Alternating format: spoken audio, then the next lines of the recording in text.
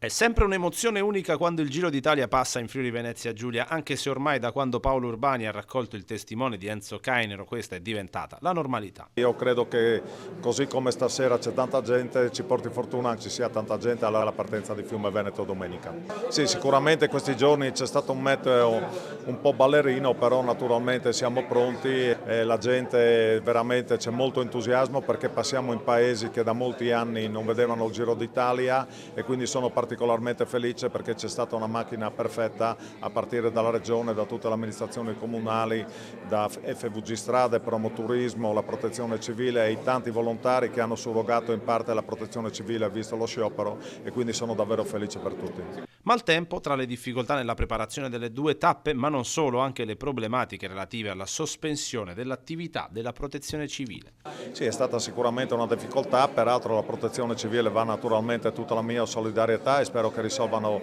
brevemente, a breve insomma, i problemi. Ecco, è stata una difficoltà perché reperire 250-300 volontari nelle altre associazioni, nelle Proloco, nei donatori di sangue, nelle associazioni contammentistiche, in particolare negli alpini, nelle società sportive, in particolare nelle società ciclistiche, quindi è stata una difficoltà maggiore, però ce l'abbiamo fatta anche questa volta e io credo che il merito vada veramente a questa squadra oliata che ha creato Patron Enzo Cainero. E io credo che grazie a Enzo in questi 20 anni davvero il ciclismo sia diventato non più solo patrimonio sportivo ma patrimonio culturale della nostra regione e lo abbiamo avuto proprio la prova nella risposta dei tanti volontari alla mancanza e alla surroga dei tanti volontari della protezione civile. È stato un successo proprio perché tutti aspettano il Giro, tutti vogliono l'arrivo del Giro e noi lavoriamo per questo.